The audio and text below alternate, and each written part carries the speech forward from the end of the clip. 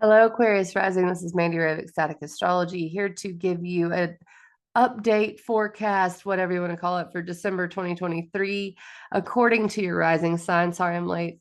Been under the weather, family under the weather. You know how that goes. So we had a new moon on December 12th in Sagittarius. Sagittarius is your 11th house of friends, networks, goals, long-term aspirations. That's where a new phase was beginning. Mars is there as well, putting some action, maybe frustration into that area.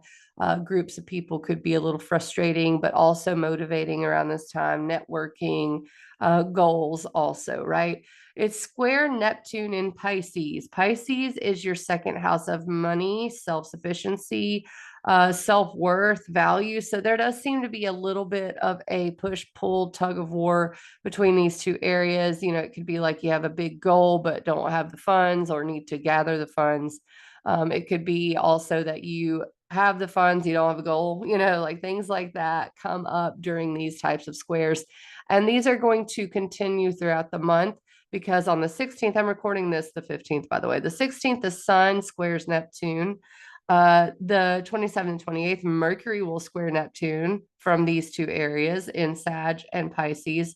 And then even the 29th, 30th, and 31st, Venus will square Saturn from these houses. So there is this self worth and networks tension, there is money and goals tension. And it can feel existential. It can feel like lack of clarity because it's Neptune, it's fog, it's how do I go forward and not really understanding how. Luckily, we have Mercury retrograde. Luckily, yes, I said luckily. That's because Mercury retrograde is going to help us dial some of this in. So Mercury turned retrograde the 13th in Capricorn.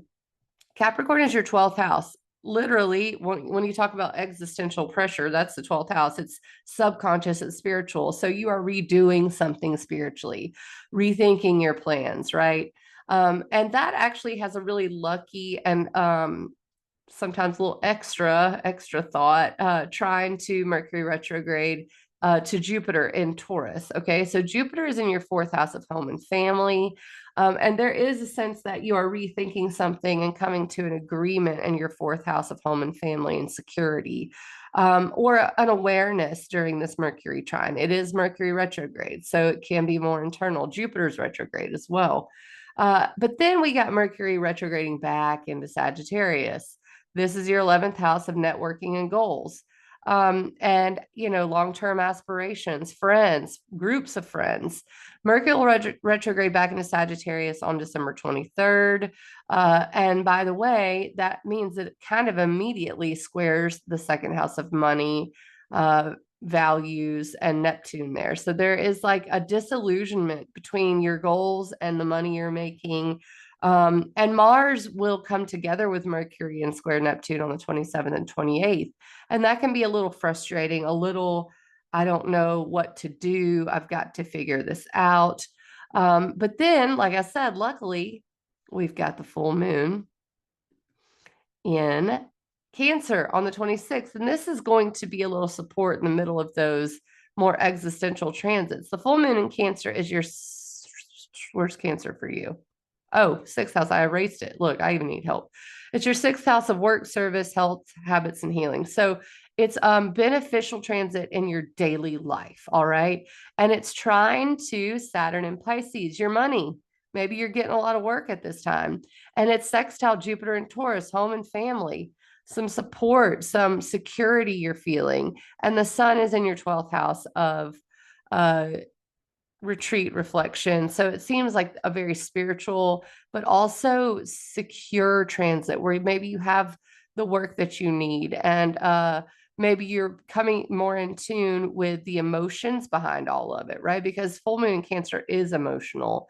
But it does also seem financial for you in some way and hopefully foundational in that way. The only other thing is that Venus moves into Sagittarius on the 29th. That's immediately going to square Saturn and Pisces. So again, goals versus money. Now, I don't think this is necessarily the worst square.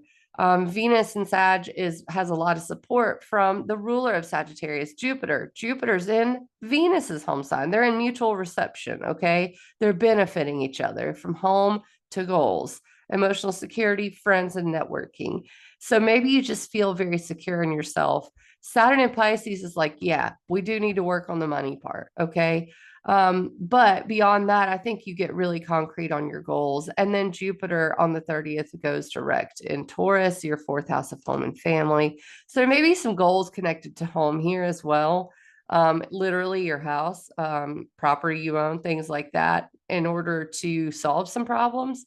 And then January 19th is when Mercury makes its last trine to Jupiter. And I do think around that time, things are going to become very clear about which direction you should go, how you should do things to benefit yourself.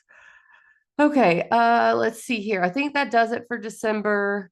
And I hope you guys have a happy holiday. I'll be back in January for the January 2024 update. By the way, I will be doing a deep dive workshop on the whole year of 2024. So watch for that. I'm going to put out the information about that as soon as I get it together. I'll catch you on the flip side, Aquarius rising. Happy holidays.